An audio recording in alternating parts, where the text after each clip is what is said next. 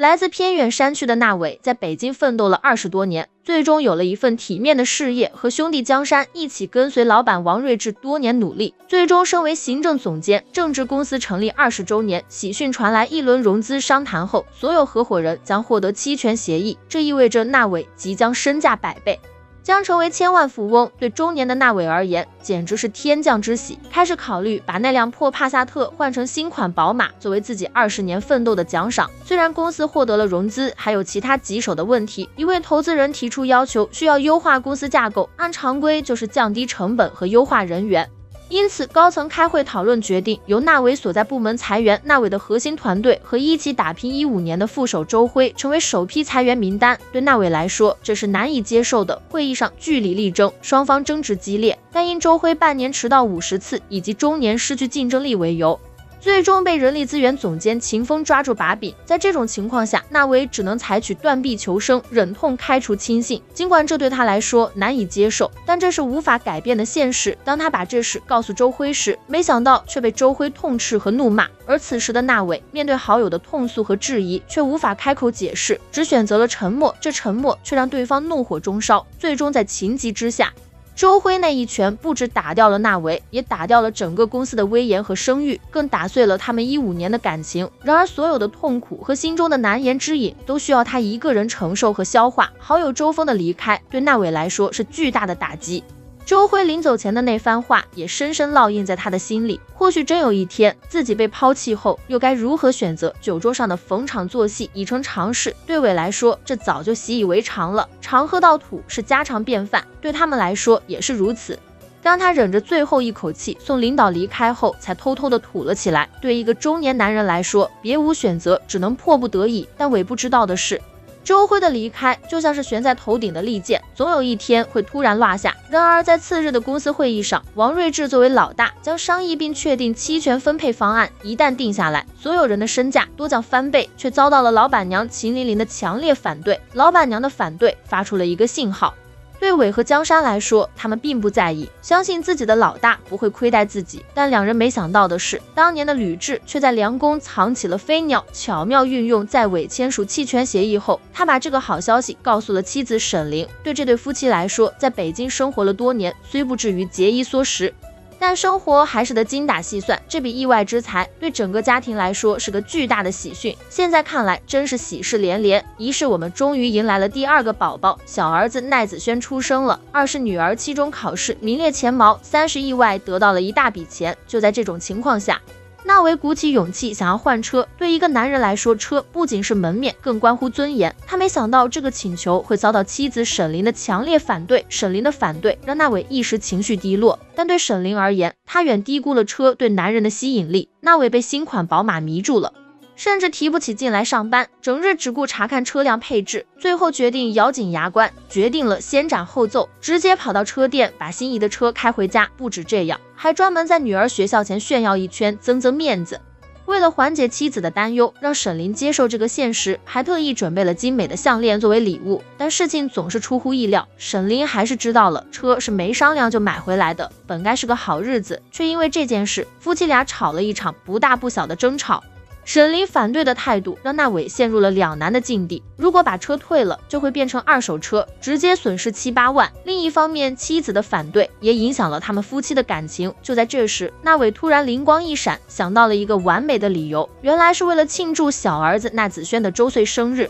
纳伟巧妙地用这个理由成功说服了沈凌，这样一来可以让老丈人看到自己的女婿混得还不错，放心了；二来可以让沈凌的老家人也看到，这也算是给老丈人长脸。就是这个理由成功地说服了沈凌。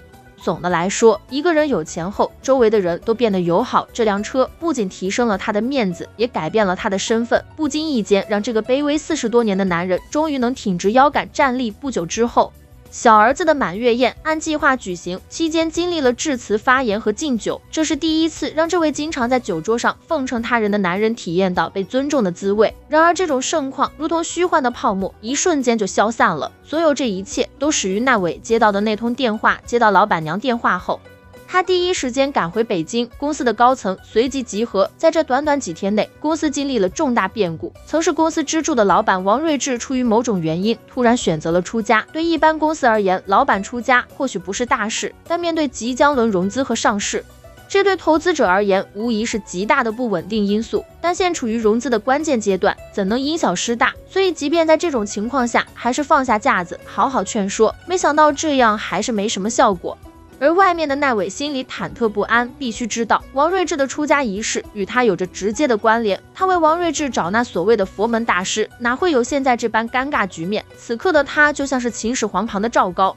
接下来，所有同事和秦琳琳紧要关头便提出清算策，要以纳伟的头来算账。此时的纳伟被逼到了无路可退的境地，他心里忐忑又悲伤。老板娘秦琳琳撕心裂肺的大喊，暗示双方谈判已破裂。秦琳琳临走前的那个眼神，明显是在宣判纳伟的死刑。就在这时，他的弟弟内俊突然来访，谈到想让纳伟帮他女朋友安排工作。纳伟听后讲述了自己的处境，公司正在经历融资，正在进行大规模的裁员优化，加上老板王睿智已出家，他成了众矢之的。此时在帮人安排工作，简直是火上浇油，自寻短见。但弟弟那俊根本不顾一切，他和女朋友李小月感情很深，正打算结婚生子，一切都在顺利进行。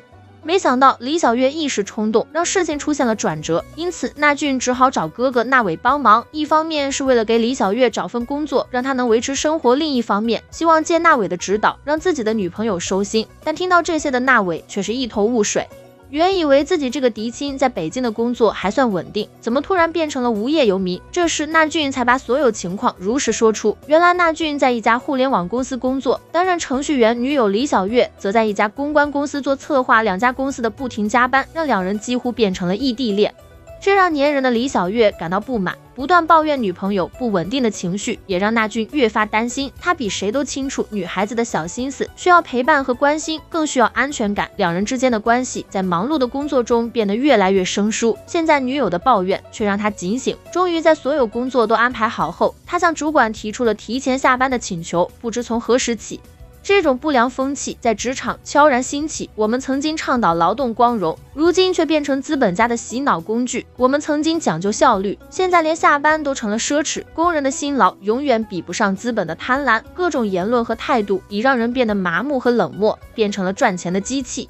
好在坚持之下，领导终于同意给了他1晚的假期。正当他计划如何享受2人世界时，李小月那边却出现了意外。部门主管突然泼了一盆冷水，听说要加班，谁都难以接受。这2个月来一直没停过，根本没休息过，准时下班已经成了奢望。项目终于交付了，本以为能稍微休息一下，没想到公司这么不近人情，把员工当牲口使。这时主管宛如老板忠实的看门狗，丝毫不体谅大家的辛苦，还用洗脑的话术来精神控制大家。在主管的言论驱使下，大家还是不得不妥协，只能继续埋头苦干。一方面是就业市场紧张，让他们没得选择；另一方面，大家在压力下已经习惯了忍气吞声。这时候的李小月忍无可忍，内心的不满即将爆发，快要爆炸了。终于在忍无可忍的情况下，他把劳动法书摔在了领导面前。面对李小月的突然行动，主管毫不惊讶，甚至未受触动。对他来说，下属反抗早已不新鲜。面对李小月的质疑，他还趾高气扬，用所谓的轮休政策来敷衍这轮休政策不过是遮羞布，成了资本家最后的借口。李小月没顺着主管的臭脾气，直接揭露了那层遮羞布，让他完全暴露了。李小月的反驳出乎主管预料，甚至觉得自己的权威受到了挑战。最终在意识到自己理亏后，开始威胁李小月，直接说要开除他。李小月一气之下直接辞职了。